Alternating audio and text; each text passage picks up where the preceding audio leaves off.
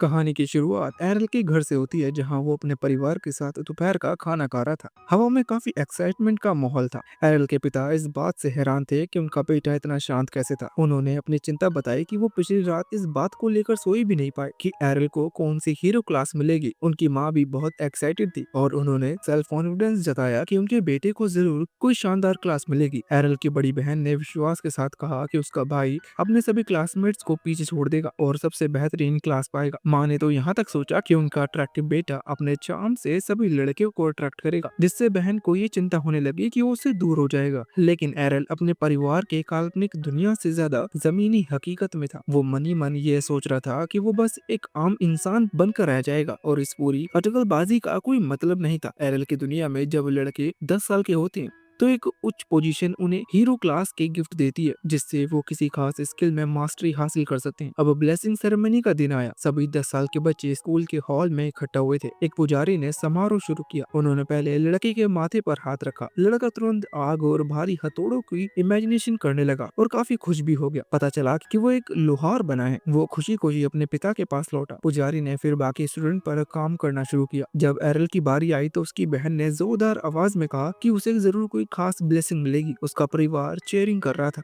और एरल पुजारी की ओर बढ़ा। वहां मौजूद लोग एक दूसरे से फुसफुसा रहे थे क्योंकि एरल के माता पिता एक स्वॉर्ड प्रिंस है और एक आर्क में महान हीरो थे और सबको उम्मीद थी कि एरल को भी कोई एडवांस क्लास मिलेगी। एरल ने पुजारी के पास पहुंचकर आंखें बंद कर ली और पूरे कंसंट्रेशन के साथ अपने मन को केंद्रित करने की कोशिश की ताकि उसे भी कोई इमेज दिखाई दे। उसने इंतजार किया लेकिन उसके दिमाग में पूरी तरह से खालीपन और अंधेरा था। पुजारी ने जब अपना हाथ हटाया तो उनके चेहरे पर गहरा सरप्राइज था। उन्होंने पूरे हॉल में अनाउंसमेंट की कि एरल का कोई भी आशीर्वाद नहीं मिला है। वो एक रियल क्लासलेस हीरो का मामला था। एरल के परिवार की एक्साइटमेंट तुरंत निराशा में बदल गई। उन्हें लगा कि उनके साथ पूरी तरह से धोखा हुआ है और टैलेंटलेस फिगर के रूप में एरल का भविष्य बर्बाद हो गया। उनके महान परिवार के लिए ये एक बहुत ही बड़ा सदमा था। अगले दिन निराशा के बावजूद एरल ने अपनी जिंदगी सामान्य ढंग से शुरू कर दी और नॉर्मल तलवारबाजी की प्रैक्टिस करने लगा। उसके माता पिता ने उसे एश्योरेंस दिया कि वो उसे घर से नहीं निकालेंगे और वो वहीं रह सकता है। रोयल ने बताया कि वो ठीक है और वो मुखतखोर नहीं बनना चाहता बल्कि खुद को साबित करेगा। उसकी बहन ने तुरंत उसे सपोर्ट देने का वादा किया। अपने परिवार को इतना ज्यादा चिंता में देखकर एरल ने उन्हें याद दिलाया कि वो हमेशा से अपनी माँ के साथ तलवारबाजी की प्रैक्टिस करता आ रहा है, इसलिए बिना किसी क्लास के भी वो किसी काम आ सकता है। हालांकि उसने मन ही मन सोचा कि उसकी माँ एक भयानक टीचर थी क्योंकि वो ट्रेनिंग में हमेशा अपनी इनक्रेडिबल ताकत का इस्तेमाल करती थी और रॉयल को हवा में उड़ा देती थी। रॉयल की माँ खुशी थी कि उनका बेटा इतना समझदार था, जबकि पिता ने सोचा कि वो शायद सच में कोई असली नौकरी हासिल कर पाएगा। जब परिवार ने उस पर फिर से बहुत ज्यादा ध्यान देना शुरू किया तो एरल इस दुलार से तंग आ गया। उसे लगा कि वो दया का पात्र बन गया है। वो तुरंत वहां से उठा और अपनी ट्रेनिंग जारी रखने के लिए निकल गया। ट्रेनिंग ग्राउंड में पहुंचकर एरल ने स्वॉर्ड्समैन क्लास के दो स्टूडेंट को अपनी तलवारों से लड़ते हुए देखा। उनकी चालों में उनकी क्लास के कारण एक नेचुरल सिंपलनेस थी। लड़कों ने एरल को देखा और मजाक उड़ाते हुए पूछा कि वो बिना किसी क्लास के यहाँ क्या कर रहा है। एरल ने शांति से कहा कि वो उन्हीं की तरह ट्रेनिंग लेने आया है। लड़कों ने हंसते हुए बताया कि उन्हें ट्रेनिंग की जरूरत नहीं है क्योंकि उनकी क्लास ने उन्हें पहले से ही इतनी एबिलिटी दे दी है। वो तो बस मजे कर रहे थे। उन्होंने अपनी क्लास में मिले एबिलिटी को शो करने के लिए फिर से ड्यूल शुरू कर दिया। एरल ने देखा कि उनके मूवमेंट सिंपल थे लेकिन उनमें स्ट्रेटजी और इंटेंस कंसंट्रेशन की कमी थी। एरल ने उन्हें चुनौती दी कि वो उससे लड़े। एक लड़के ने बिना क्लास के उन्हें चुनौती देने पर हंसा लेकिन एरल ने शांति से सोचा कि उसे क्लास की जरूरत नहीं है। इंसल्ट महसूस करके उस लड़के ने एरल को सबक सिखाने के लिए उसकी चुनौती एक्सेप्ट कर ली।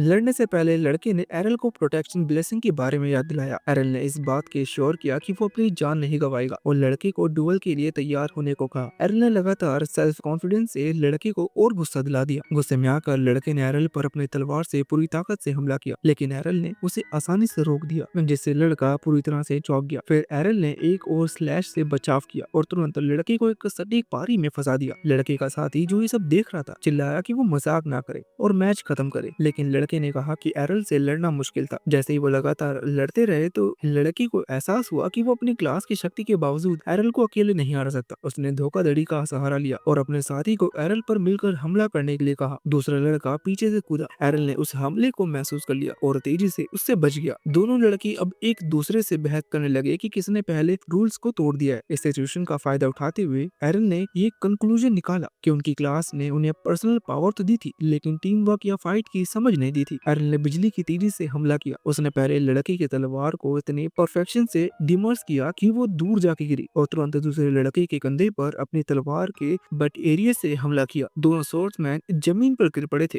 वो हार से हक्के बक्के रह गए। क्लासलेस एरल ने उन्हें केवल अपने हार्ड ट्रेनिंग और अच्छी स्ट्रेटजी से हरा दिया। एरल ने चुपचाप अपनी तलवार को वापस रखा और अपना नॉर्मल ट्रेनिंग जारी रखा, ये साबित करते हुए कि स्ट्रॉन्ग होने के लिए किसी क्लास की नहीं बल्कि डिटर्मिनेशन और एबिलिटी की जरूरत होती है। दोनों लड़के अभी भी जमीन पर पड़े हुए बहस कर रहे थे। दोनों लड़कों को जमीन पर गिराकर एरल ने शांति से कहा कि वो लड़ाई जीत गया है, लेकिन दोनों लड़कों को गुस्सा आया और वो चिल्लाने लगे कि एरल ने तब हमला किया जब उनका ध्यान भटका हुआ था। उन्होंने एरल से दोबारा लड़ने के लिए मांग की। एरल ने बड़ी आसानी से हाँ कर दिया, मगर इससे पहले कि वो दोबारा लड़ना शुरू करते, उनके पीछे खड़े एक लाल बालों वाला लड़का उन्हें चेतावनी देता है। उसने उन्हें याद दिलाया कि अगर वो फाइट के मैदान में नहीं जीते तो ऐसे फालतू बहाने नहीं चलेंगे। उनका ध्यान भटका हुआ था। लाल बालों वाले लड़के ने कहा कि वो दोनों सभी तलवारबाजों के लिए एक कलंक है। उन दोनों लड़कों में से एक ने लाल बालों वाले लड़के को जवाब देने की कोशिश की, लेकिन उसके दोस्त ने उसे शांत किया और फुसफुसाकर लाल बाल वाले लड़के की ऊंची हाई पोजीशन की याद दिलाई। फिर लाल बाल वाला लड़का एरल के पास आया और पूछा कि वो स्वॉर्ड प्रिंसेस फराह का बेटा है। जब एरल ने सिर हिलाया तो उस लड़के ने उसकी ठोस तलवारबाजी सीखने के लिए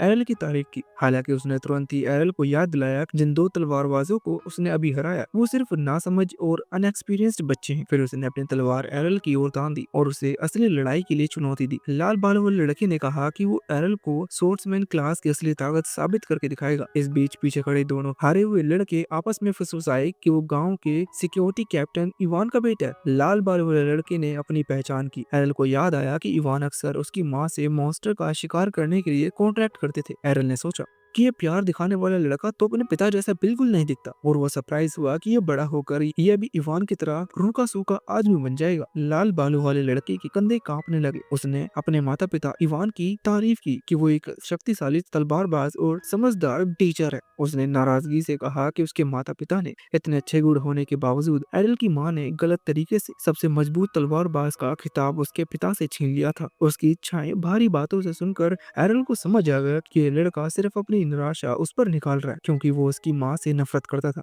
जब एरल ने उसे पकड़ लिया तो लाल बालों वाला लड़का शर्मिंदा हो गया, लेकिन उसने एरल से पूछा कि क्या वो यही सोचता है। एरल ने कंफर्म किया कि उसकी माँ ही उनके गांव की सबसे शक्तिशाली लेडी है। इस बात पर लड़के ने गुस्से में कहा कि उसे अपने पिता से सबसे अच्छी तलवारबाजी का टैलेंट विरासत में मिला है, इसलिए वो एरल को हराकर ये साबित करेगा कि उसका परिवार बेहतर है। थोड़ा शांत होने के बाद लड़के ने एरल को बताया कि वो 1 साल पहले ही स्वॉर्ड्समैन बन गया था और तब से वो अपने पिता के गाइडेंस में कड़ी ट्रेनिंग कर रहा है। अपने इस स्ट्रगल के कारण लड़के को लगा कि उसके हारने का कोई सवाल नहीं है। हालांकि एरल ने उसे याद दिलाया कि उसने भी अपनी शक्तिशाली माँ से गाइडेंस हासिल किया है, इसलिए वो भी उससे हारने वाला नहीं है। दोनों लड़कों ने अपनी तलवार उठाई और लड़ाई शुरू हो गई। लाल बालों वाले लड़के ने पहले हमला किया। एरल ने तेजी से उसके हमले को रोका और पलटवार किया। दोनों के बीच एक भयंकर फाइट छिड़ गई। उन्हें एक दूसरे पर वार करता देख वो दोनों लड़के हैरान थे कि क्लासलेस होने के बावजूद एरल उस लाल बालों वाले लड़के का मुकाबला कर रहा था। लड़के को अपनी तलवार चलाते हुए देखकर एरल ने मान लिया कि वो अन्य दोनों लड़कों से कहीं ज्यादा मजबूत था, लेकिन उसकी चाल गुस्से से भरी थी। एरल ने उसके फिसलने का इंतजार कर रहा था और जैसे ही उसे एक मौका मिला उसने हमला किया, लेकिन लड़के ने ट्विन क्लास नाम के एक स्किल का इस्तेमाल किया जिसने एरल को पीछे धकेल दिया और वो एक दीवार से टकराया। लाल बालों वाला लड़का हैरान था कि एरल ने उसके पहले बार को रोक दिया, लेकिन उसने देखा कि एरल दूसरे बार से घायल हो गया था। एरल ने अपना पेशेंस खो दिया और उस लड़के की एबिलिटी के बारे में पूछा। लड़के ने समझाया कि ये स्वॉर्ड्समैन क्लास का स्किल है जिसे क्लासलेस लोग रोक नहीं सकते। हालांकि एरल ने डिटर्मिनेशन किया कि वो इसे अपनी ट्रेनिंग से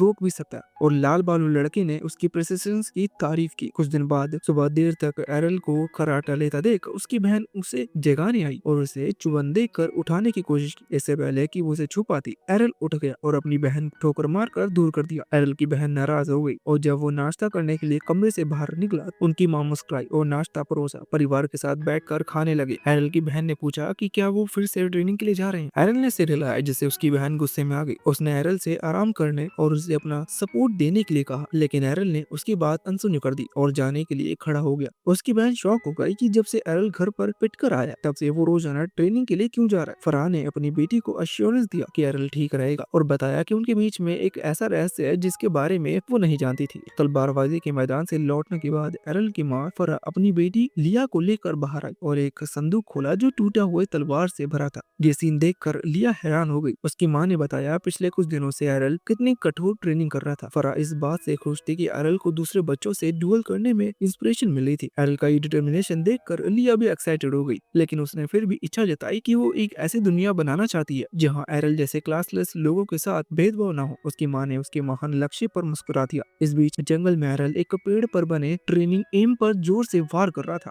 और फिर हमले के लिए पीछे हट गया। उसने ठीक वैसा ही ट्यून क्लासेस का प्रदर्शन किया जैसे लाल बालों वाले लड़के ने किया था। अपनी नई शक्ति से एरल खुश था। उसने सोचा कि लाल बालों वाले लड़के से पिटना उसके लिए फायदेमंद रहा। तभी झाड़ियों में छुपा एक गॉब्लिन चुपके से एरल को घूर रहा था। वो अचानक एक क्लब लेकर हमला करने के लिए बाहर कूदा, लेकिन एरल मुड़ा और ट्विन स्लाइस से उसे दूर कर दिया। अपने स्किल की शक्ति पर एरल खुश हुआ। अचानक उसके पीछे एक विशाल मॉन्स्टर की दहाड़ सुनाई थी। एरल ने मुड़कर गांव की सुरक्षा टीम को मॉन्स्टर के दिखाने की खबर देने का सोचा, लेकिन तभी उसने एक घबराई हुई चीख सुनी। आवाज पहचानी हुई लग रही थी, इसलिए एरल ने सिक्योरिटी को बुलाने का विचार छोड़ दिया। उसने सोचा कि उस व्यक्ति को चोट लगने से पहले उसके पास सिक्योरिटी को बुलाना समय नहीं है। उसने अपनी तलवार पकड़ी और खुद को मानसिक रूप से अश्योर किया कि वो ठीक रहेगा और चीख की और जंगल की तरफ भाग गया। सोर्स के करीब पहुंचकर एरल ने एक झाड़ी से झांक कर देखा। वहां लाल बालों वाला लड़का खून से लथपथ हाथ के साथ था। उसने देखा कि एक विशाल होबोगोब्लिन लड़की के ऊपर मंडरा रहा। एरल शॉक हो गया कि ये मॉन्स्टर कहां से आ गया। उसने जल्दी समझा कि लाल बालों वाला लड़का भी उसी तरह प्रैक्टिस कर रहा था और उसने कुछ जंगली गॉब्लिन्स को हरा दिया होगा, जिसने हॉब गॉब्लिन्स को अट्रैक्ट किया, जो उन गॉब्लिन्स का मुखिया था। हॉब गॉब्लिन लड़के को एक कोने में धकेल रहा था, जबकि एरल उसके पीछे गया और सबसे अच्छे कोन से हमला शुरू कर दिया। एरल ने हमला करने के लिए एक गहरी सांस ली। लाल बालों लड़का मन ही मन सोच रहा था कि अब खेल खत्म हो गया। हॉबगॉब्लिन ने अपना क्लब आखिरी बार के लिए ऊपर उठाया, लेकिन अचानक एरल ने टून स्लाइस हमले से उसे काट दिया। जब वो बड़ा मॉन्स्टर जमीन पे गिरा तो एरल ने सोचा कि उसने आखिरकार उस तकनीक से फुटवर्क में महारत हासिल कर ली है। लाल बालों वाले लड़के ने चलने की कोशिश की, लेकिन वो लड़खड़ा गया और एरल की बाहों में गिर पड़ा।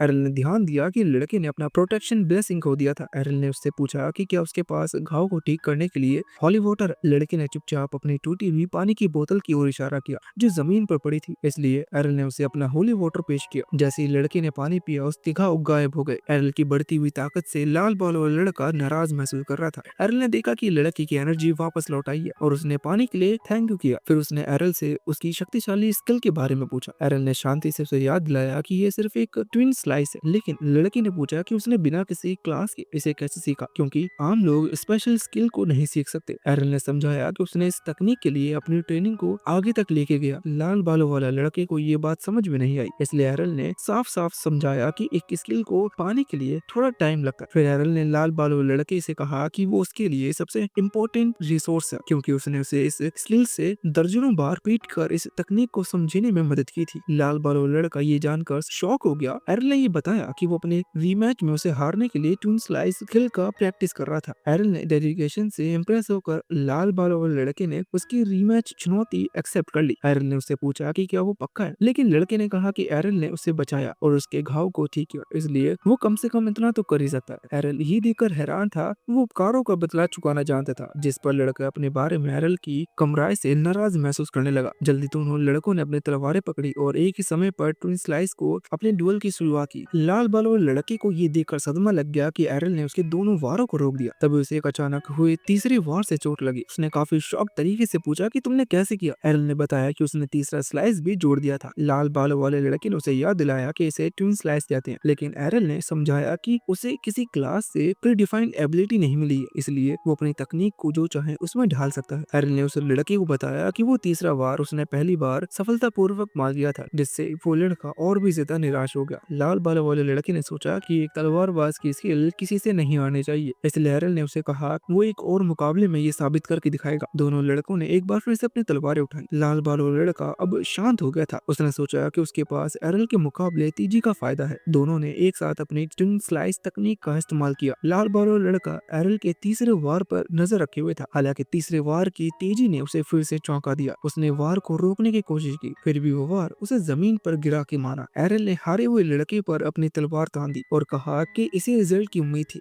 लाल बालों लड़के ने उससे पूछा कि तीसरा वार इतना तेज क्यों है। एरल ने समझाया कि उसने ये तरकीब भी उसी से सीखी थी। एरल ने खुलासा किया कि वो जानबूझकर अपने पहले दो वार को धीमा रखता है और अपनी पूरी ताकत तीसरे वार पर लगाता है ताकि अपोनेंट को चौंकाया जा सके। पूरी तरह से हारा हुआ महसूस करते हुए लाल बालों लड़के ने गुस्से में अपने दांत पीसे और हार मान ली। एरल जीत कर वहाँ से चला गया। कुछ दिन बाद एरल का परिवार रात का खाना खा रहा था। एरल की माँ फरहा ने बताया कि इवान का बेटा गांव छोड़कर ब्रिया में ट्रेनिंग करने के लिए गया है। इस खबर पर हैरान होकर एरल ने पूछा कि ब्रिया क्या है। उसकी माँ ने बताया कि ब्रिया को सिटी ऑफ सॉर्ड कहा जाता है। उन्होंने बताया कि शादी से पहले वो भी वहाँ एक गिल्ड में ट्रेनिंग करती थी। ब्रिया के बारे में सुनकर एरल बहुत एक्साइटेड हो गया। उसने सोचा कि ये उसके लिए एक बेहतरीन मौका हो सकता है वहाँ जाने का और एक क्लासलेस हीरो के रूप में अपनी पूरी पावर का पता लगाया जा सकता है। कुछ साल बीत गए थे। एरल ने अब तक कई मुश्किल दिन देखे थे। उसने अपने जीवन में ठान लिया था कि चाहे लोग उसे क्लासलेस कहें, वो अपनी मेहनत और लगन से दुनिया को साबित करेगा कि किसी पहचान की मुहर के बिना भी इंसान महान फाइटर बन सकता है। इसी सोच के साथ एक दिन उसने फैसला किया कि उसे अब ब्रेस्किया शहर जाना चाहिए। ब्रेस्किया एक ऐसा प्लेस था जहाँ से बहुत से महान योद्धा, तलवारबाज और जादूगर अपनी ट्रैवल शुरू करते थे। वहाँ की गलियों में हमेशा कवच की खनखनाहट और तलवारों की टकराहट और वीरों की गूंज सुनाई देती थी। एरल को उम्मीद थी कि वहाँ जाकर उसे बहुत कुछ नया सीखने और समझने को मिलेगा। वो एक गाड़ी में सवार हुआ जो ब्रिस्किया की ओर जा रही थी। उसी गाड़ी में एक पावरफुल भारी भरकम आदमी और एक तेज तर्रार दिखने वाली यंग वुमन बैठी हुई थी। आदमी की शक्ल देखकर ही लगता था कि वो एक बर्बर फाइटर है जिसकी ताकत किसी दानव से कम नहीं। वहीं यंग वुमन के पास दो तलवारें थी और उसका आत्मविश्वास उसकी आंखों से झलकता था। ट्रैवल के दौरान यंग वुमन ने उस पावरफुल फाइटर से कहा, क्यों ना हम दोनों मिलकर एक टीम बना ले। तुम ताकतवर हो और मैं तेज हूँ। हम दोनों मिलकर किसी भी दुश्मन को हरा सकते हैं। लेकिन वो आदमी तुरंत हंसते हुए बोला, मुझे उन लोगों के साथ काम करना बिल्कुल भी पसंद नहीं जो रंग बिरंगे कपड़े पहनकर दिखावा करते हैं। लड़ाई का मतलब गंभीरता है, ना कि तमाशा। उसकी ये बात सुनकर यंग वुमन का चेहरा लाल हो गया। उसने गुस्से में कहा, मेरे कपड़े कोई दिखावा नहीं है। मेरी सोशल क्लास तेजी और बचाव पर आधारित है। बाकी कवच पहनने की मुझे जरूरत नहीं और ये क्लोथ ये भी मेरे काम आती है। दुश्मन अक्सर मेरी ओर देखकर अपना ध्यान खो बैठते हैं और उसी बीच मैं उन्हें मार भी आती हूँ। अब दोनों की बहस बढ़ती जा रही थी। गाड़ी का माहौल बहुत ही ज्यादा गुस्से वाला होता जा रहा था। लेकिन तभी कोचमैन ने ऊंची आवाज में कहा, आप दोनों के पास वंडरफुल एडवांस सोशल क्लास है। अगर उनका इस्तेमाल करने का समय है तो वो अभी है। आगे रास्ता बंद है। सबने आगे झाँक देखा। सड़क पूरी तरह ऑर्क्स की भीड़ से घिरी हुई थी। उनकी लाल आंखें जल रही थी, दांत नुकीले थे और हाथों में बड़े बड़े हथियार थे। उनका राजा बीच में खड़ा था जिसकी ऊंचाई किसी पेड़ जैसी लग रही थी। ये देखकर पावरफुल फाइटर का चेहरा पीला पड़ गया। उसने घबराकर कहा, इतने सारे ऑर्क से तो पूरी सेना मिलकर भी नहीं लड़ सकती, अकेले तो नामुमकिन है। इतना कहकर उसने गाड़ी में बैठे माँ बेटे को धक्का दिया और खुद वहाँ से भाग निकला। उसके पीछे पीछे वो यंग वुमेन भी भाग पड़ी। उसने साफ कहा कि उसे दूसरों के लिए अपनी जान जोखिम में नहीं डालनी। अब गाड़ी में बैठे बाकी यात्री निराश हो चुके थे। सबको लगा कि अब उनका अंत यही है। लेकिन तभी एरल खड़ा हुआ। उसकी आंखों में डर नहीं बल्कि डेडिकेशन चमक रही थी। उसने तलवारें निकाली और तेज कदमों से आगे बढ़ा। एरल ऑर्क्स की भीड़ में घुस गया। वो दाएं बाएं आगे पीछे इतनी तेजी से चलता कि दुश्मनों को समझ भी नहीं आता कि वो कहां से आ रहा। एक एक करके उसके वार से और गिरते चले गए। कोचमैन हैरानी से देख रहा था। उसने पहचाना कि एरल ब्लिंक स्टेप स्किल का इस्तेमाल कर रहा है। ये स्किल बेहद शक्तिशाली है लेकिन केवल तब तक जब तक कोई चारों तरफ से घेर ना ले। धीरे धीरे ऑर्क्स ने उन्हें चारों ओर से घेर लिया। कोचमैन सोच रहा था कि अब एरल का बचना मुश्किल है। लेकिन तभी उसने देखा कि एरल अपने दोनों हाथों की तलवारों को गोल घुमाकर एक वंडरफुल डांस जैसा करने लगा। उसके हर कदम के साथ तेज वार होते और हर वार से कोई ना कोई ऑर्क मारा जाता। कोचमैन हक्का बक्का रह गया। उसने पहचाना कि ये तलवार डांस, लेकिन ये तो स्वॉर्ड प्रिंसेस सोशल क्लास की औरत कर सकती है। फिर एरल ये कैसे कर रहा है? एरल लगातार लड़ता रहा जब तक कि उसने ऑर्क राजा को पकड़कर उसकी खोपड़ी में तलवार नहीं घोंप दी। राजा के मरते ही बाकी ऑर्क से डरकर भाग गए और लड़ाई खत्म हो गई। सभी यात्री बच गए थे। वो सभी आंसुओं से भरे हुए एरल का धन्यवाद कर रहे थे। गाड़ी में बैठे छोटे बच्चों ने एक्साइटमेंट से पूछा, भैया आपकी क्लास कौन सी है? आपकी क्लास तो जादू जैसी लग रही है। सबको उम्मीद थी कि एरल किसी बड़े सोशल क्लास का नाम बताएगा, लेकिन एरल ने शांति से कहा, मेरी कोई क्लास नहीं है। ये सुनते ही सबकी आंखें खुली रह गई। फिर यादें 5 साल पहले लौट आई जब एरल ने पहली बार दो तलवारों से लड़ने की कला सीखी थी। उसकी माँ विश्वास नहीं कर पा रही थी कि उसे हमेशा लगता था कि उसका बेटा कभी कुछ कर नहीं पाएगी।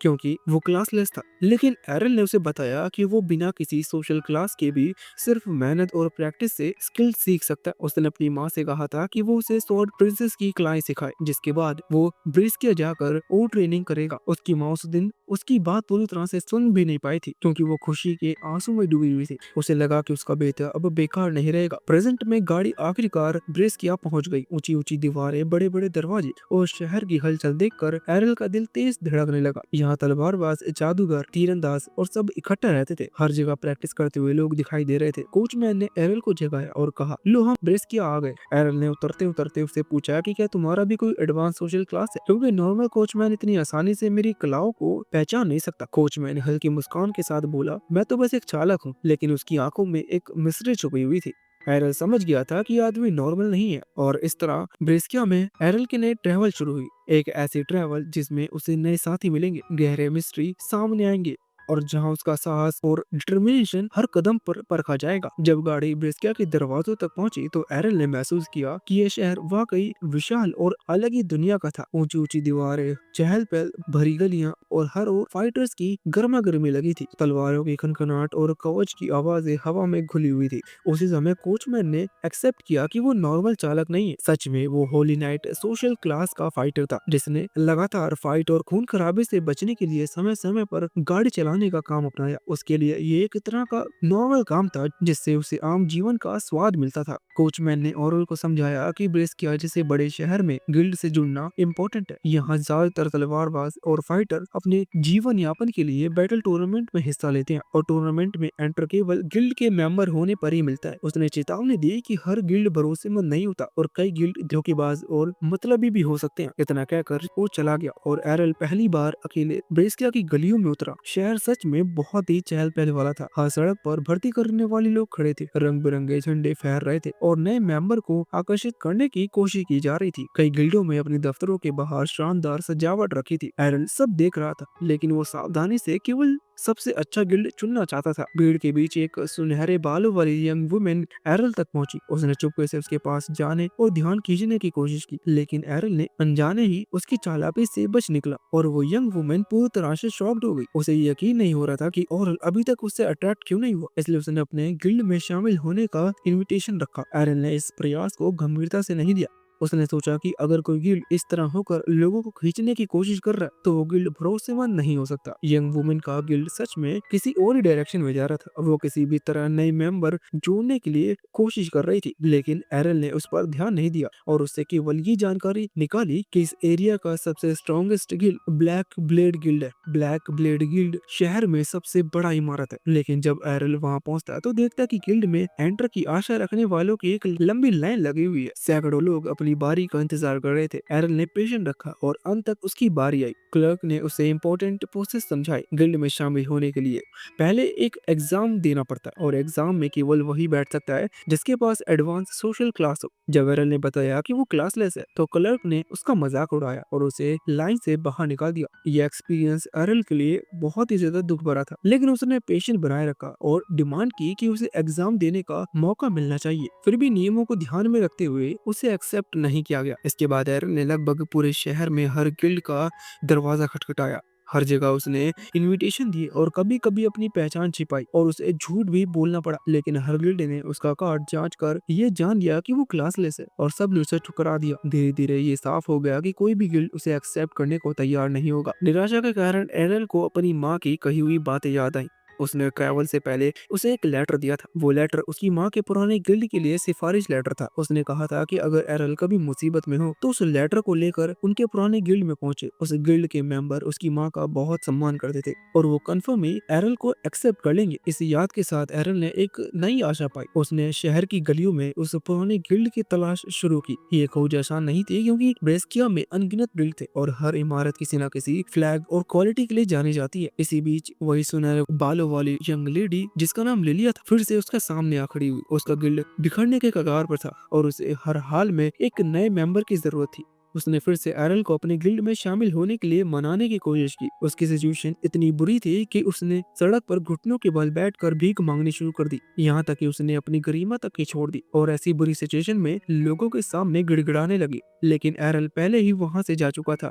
आसपास खड़े लोग लिलिया की हालत देखकर हंस रहे थे और उसे एकदम आम नजरों से देख रहे थे। एरल अभी भी चलता जा रहा था। उसे पूरा यकीन था कि उसने माँ का गिल्ड आसपास ही होगा। कई गिल्ड उसकी नजरों से गुजरे, लेकिन उसे सही प्लेस पहचानना मुश्किल हो रही थी। फिर भी वो अपने एम की ओर बढ़ता रहा, क्योंकि उसे विश्वास था कि उसकी माँ का लेटर उसके लिए एक नई शुरुआत का दरवाजा खोलेगा। एरल गलियों में अपनी माँ के पुराने गिल्ड की तलाश में आगे ही बढ़ता रहा था कि अचानक लिलिया फिर से उसके सामने आ खड़ी। इस बार उसने केवल डिमांड ही नहीं की, बल्कि उसके पास ही अपने गिल्ड की ओर इशारा करके दिखाया। दूरी से देखने पर एरल को शौक हुआ कि वो गिल्ड सच में काफी अच्छा है। एरल की पहली सोच यही थी, इतना अच्छा गिल्ड इतनी बुरी हालत में कैसे हो गया और एक नए मेंबर के लिए इतनी बेताबी क्यों दिखा रहे हैं ये लोग। लिलिया ने समझाया कि उनकी गिल्ड कभी बहुत ही ज्यादा फेमस हुआ करता था। उनका नाम ड्रैगन फैंग था और बेस्किया के सबसे शक्तिशाली गिल्ड में से एक माना जाता था। लेकिन समय के साथ कई घटनाएं हुई, बड़े फाइटर बिछड़ गए और लगातार हार झेलने के बाद गिल्ड अपनी पुरानी ताकत खो बैठा। अब हालत इतने खराब हो चुके थे कि ड्रैगन फैंग सबसे कमजोर गिल्ड में गिने जाने लगा था। फिर भी लिलिया को पूरा विश्वास था कि एक दिन ये गिल्ड फिर से अपनी पुरानी ऊंचाइयों पर पहुंचेगा। एरल ये सुनकर चौंक गया। ड्रैगन फैंग नाम सुनते ही उसे अपनी माँ का लेटर याद आया,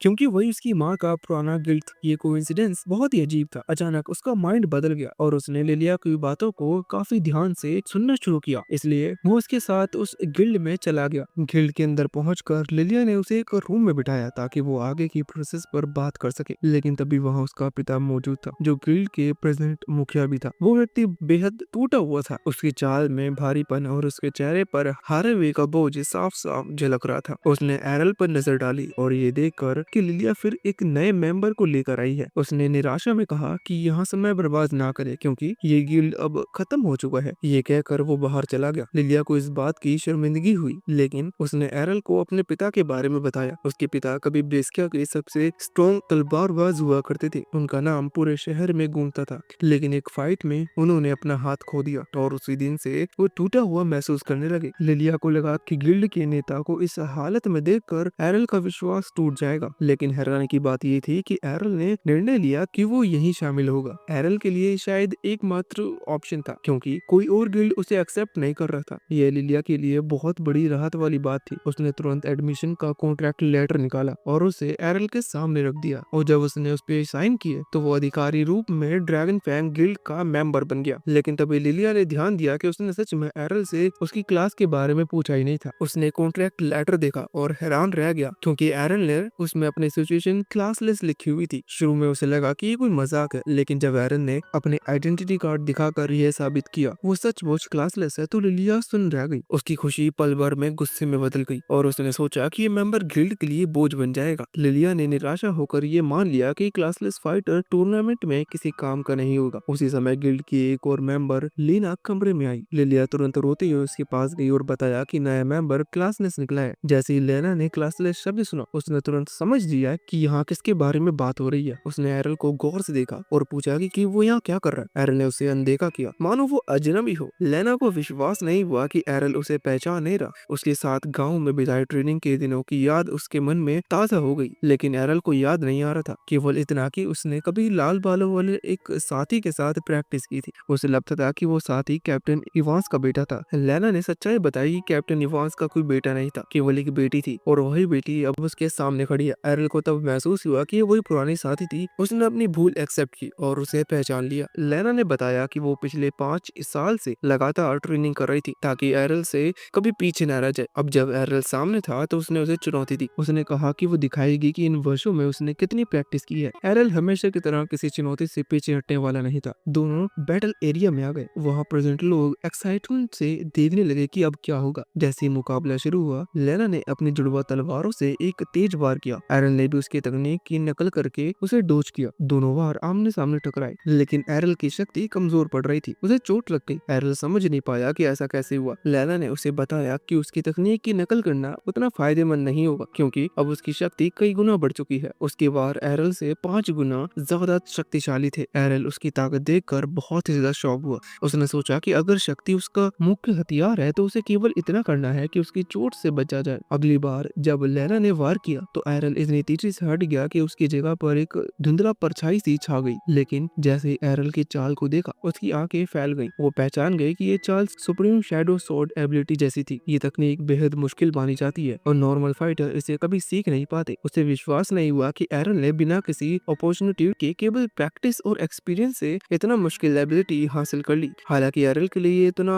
मिस्टीरियस नहीं था, क्योंकि उसकी नजर में ये बस एक तेज स्पीड से चलने का तरीका था। अब सिचुएशन पूरी तरह बदली, क्योंकि लेना कितनी भी कोशिश करती, एरल पर एक खरोच तक नहीं छोड़ पा रही थी। उसका हर वार खाली हवा में गिरता और एरल की गति उसके हर प्रयास को असफल कर देती। कुछ ही देर में एरल ने मौका देकर उसकी ही ताकत को उसके खिलाफ मोड़ दिया। जब लेना ने पूरी ताकत से हमला किया, एरल ने उसे काफी अच्छे से रोक कर उस पावर को वापस उसी की तरफ उल्टा भेज दिया। अगले ही पल लेना जमीन पर गिरी पड़ी बेहोश थी। फाइट का रिजल्ट साफ था, एरल जीत चुका था। लेना हार मानने को तैयार थी, लेकिन अंदर ही वो टूटी हुई थी। उसने 5 साल लगातार मुश्किल ट्रेनिंग की, केवल इसीलिए कि वो एरल को हरा सके, लेकिन रिजल्ट वही निकला। एरल अब भी उससे ज्यादा ताकतवर था। बाहर से उसने खुद को खुश दिखाने की कोशिश की, लेकिन जैसे ही वो कमरे से बाहर निकली, उसकी आंखों से आंसू रुक नहीं रहे थे। एरल और लिलिया ने उसे कुछ समय देने का डिटर्मिनेशन किया और वो दोनों वापस अपने रूम में लौट आए। वहां बैठकर एरल ने लिलिया से गिल्ड की सिचुएशन डिटेल से समझने को कहा। लिलिया ने बताया कि उनका गिल्ड इस समय भारी कर्जे में डूबा हुआ है। अगर वो अगली कंपटीशन नहीं जीत पाए तो गिल्ड पर लगा ये कर्जा उन्हें पूरा खत्म कर देगा। कंपटीशन से मिलने वाले पैसे ही उनका एकमात्र सहारा है, लेकिन उसमें भाग लेने के लिए कम से कम 3 मेंबर होना ही इम्पोर्टेंट था। यही कारण था कि लिलिया इतने बेचैन होकर नए मेंबर को ढूंढ रही थी।